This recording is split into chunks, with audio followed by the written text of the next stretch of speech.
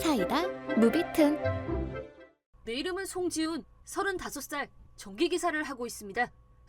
안전 확인 완료했습니다. 이상 없습니다. 가족을 먹여 살리기 위해서 목숨 걸고 일하고 있습니다. 다녀왔어. 어서와, 아빠. 여보, 오늘도 수고했어요.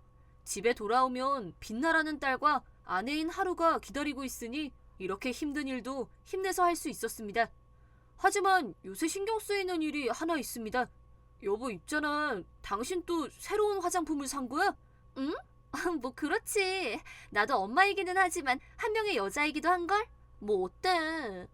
아니, 뭐 전혀 상관없기는 한데 아이가 생기고 나서부터는 별로 세련된 옷은 사지 않았었는데 최근에 눈에 띌 정도로 변하기 시작했습니다. 설마... 신경이 쓰인 나는 이 의심을 풀기 위해 나는 아내가 샤워하는 동안 스마트폰의 잠금을 해제해서 아내의 스마트폰을 몰래 조사하기 시작했습니다. 그랬더니 뭐 나오네 나와. 하루씨, 이번 주 수요일에 또 만나지 않을래? 응? 남편은 일 나갈 거고 딸도 학교 가니까 키스 많이 하자. 하루의 비밀스러운 것도 섭렵해버릴까? 어머, 어떡해. 벌써 흥분돼. 게다가 더러운 음담패 소리 난무하고 나는 그를 보는 것만으로도 토가 나올 것 같았습니다. 그 후 그것들이 만나자고 한 날짜에 일부러 연차를 써서 몰래 아내의 뒤를 밟았습니다. 하고 콧노래까지 부르며 외출하는 아내였습니다.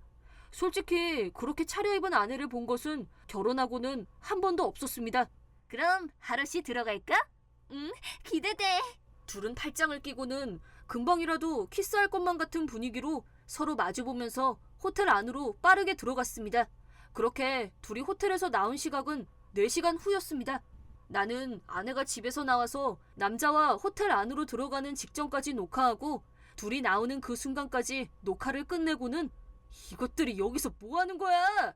아내와 불륜남을 추궁했습니다.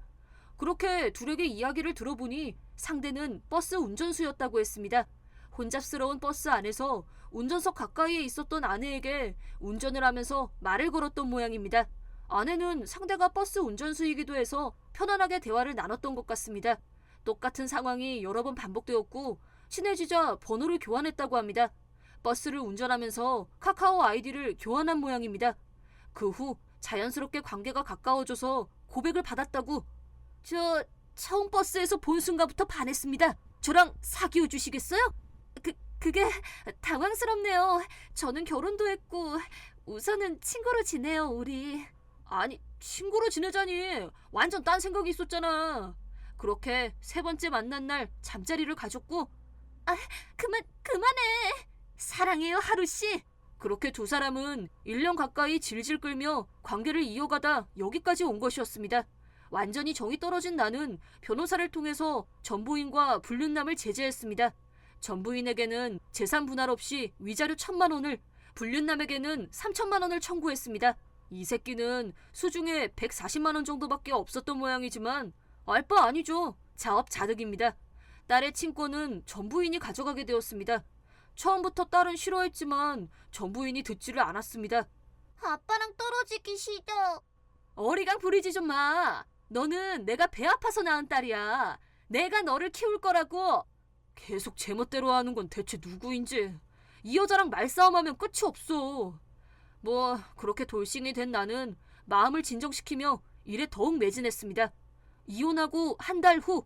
좋아, 여기만 보고 나면 문제 없겠네. 모두 밥 먹고 하지. 그때 전부인한테 전화가 걸려왔습니다. 여보세요?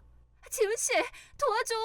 빛나가, 그 사람이 빛나를 덮치려고 해. 무슨 소리야? 빨리, 빛나가 위험해. 알았어, 기다려. 내가 지금 갈 테니까. 전부인은 그때 결혼을 전제로 아파트에서 불륜남과 동거하고 있었습니다. 하지만 빛나를 덮친다니 무슨 소리지? 설마 이 새끼가... 전부인은 상관없지만 빛나 털끝 하나라도 건드리기만 해봐 가만 안 둬. 그렇게 해서 나는 일을 중간에 빠져나와 전부인이 사는 아파트로 향하는 도중 바로 그때 앞에 가는 차량 차 세우세요. 지금 당장 세우세요. 가는 도중에 교통경찰이 따라왔지만 무시하고는 딸이 있는 곳을 향해서만 달려갔습니다. 빨간불에는 어쩔 수 없이 멈췄지만 똑똑 교통경찰이 창문을 노크했습니다. 차를 세우고 나오세요. 일반 도로에서 시속 100km 이상 나왔습니다. 이러시면 안 되죠. 지금 이럴 때가 아니라고요. 나중에 경찰서에 갈 테니까 지금은 그냥 보내주세요. 한시가 급하단 말입니다. 그렇게는 안 됩니다. 그렇게 말하고 도망칠 거 아닙니까? 아닙니다. 빛나가 딸이 남자한테 강간을 당할지도 모른다고요. 제발 부탁이니 아이를 구하러 가게 해주세요. 뭐라고요? 그렇게 교통경찰의 유도하에 아파트로 향했습니다. 나와 경찰관이 집에 들어가니 이제 그만해요. 가까이 오지 마. 꼬맹이 얌전히 있어. 자기야 제발 그만해. 그곳에는 저항하는 딸아이의 위에 올라타서 옷을 찢어 덮치려고 하고 있는 불륜남이 있었습니다. 이 자식 뭐 하는 거야? 이 새끼가 내 딸한테 무슨 짓이야? 나와 경찰은 신발도 벗지 않고 집에 들어가서 그 남자를 딸에게서 떨어뜨리고 있는 힘껏 쳤습니다. 아프잖아. 대체 뭔데? 남의 집에 함부로 들어오지 말라고.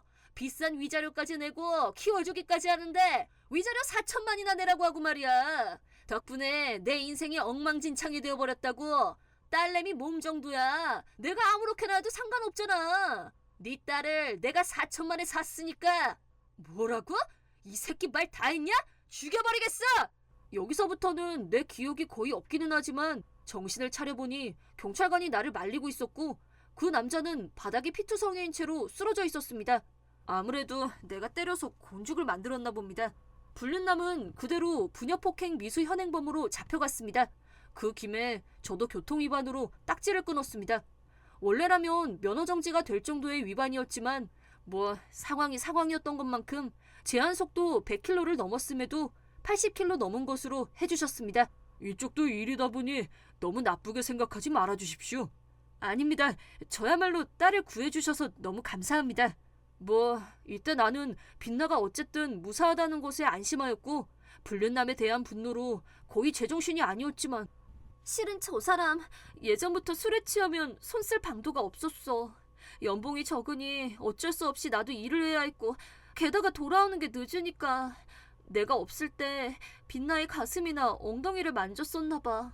전 부인에게 이 이야기를 들었을 때 태어나서 처음으로 사람을 죽이고 싶다는 생각이 들었습니다. 그 후 딸은 내가 데리고 있게 되었고 지금은 정신과 상담을 받으며 편안하게 지내고 있습니다. 잘 때는 강간을 당할 뻔한 기억 때문인지 혼자서 자는 것이 무서운가 봅니다. 빛나야 잘 자. 그런 일을 겪었으니 상처가 치유될 때까지 조금만 힘내자. 나는 빨리 밝은 모습의 딸아이로 돌아왔으면 해서 딸아이를 위해 잔업은 당분간 하지 않고 되도록이면 딸아이와 함께하는 시간을 늘렸습니다.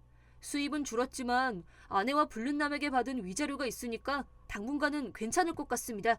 그 이후 문제의 불륜남이 어떻게 되었냐 하면 일은 당연히 해고당했으며 실형을 선고받아서 감옥에 있다고 합니다. 물론 전 부인과의 관계도 완전히 깨졌습니다. 그렇게 되니 전 부인이 있잖아. 다시 합치자. 나는 아직 당신을 사랑하고 있어. 하고 끊임없이 연락이 오기 시작했습니다. 얼마나 무신경한 거야? 그런 미친 새끼랑 바람난 여자는 이쪽에서 사양입니다. 무슨 씨알도 안 먹히는 소리를 하고 있어. 나는 너 같은 거에 마음 따위는 없고 앞으로 네 얼굴은 보고 싶지도 않아. 그렇게 말하고 전화를 끊은 뒤 그렇게 번호를 차단해버렸습니다. 나는 딸아이를 행복하게 해주기 위해서라면 독신으로 살아도 상관없습니다. 전부인처럼 말도 안 되는 새끼랑 같이 살면서 딸아이를 불행하게 하는 일은 절대로 하지 않을 테니까. 이번 영상은 어떠셨나요? 재밌게 보셨다면 구독, 좋아요에 댓글까지 달아주시면 감사하겠습니다. 그럼 다음 영상에서 만나요.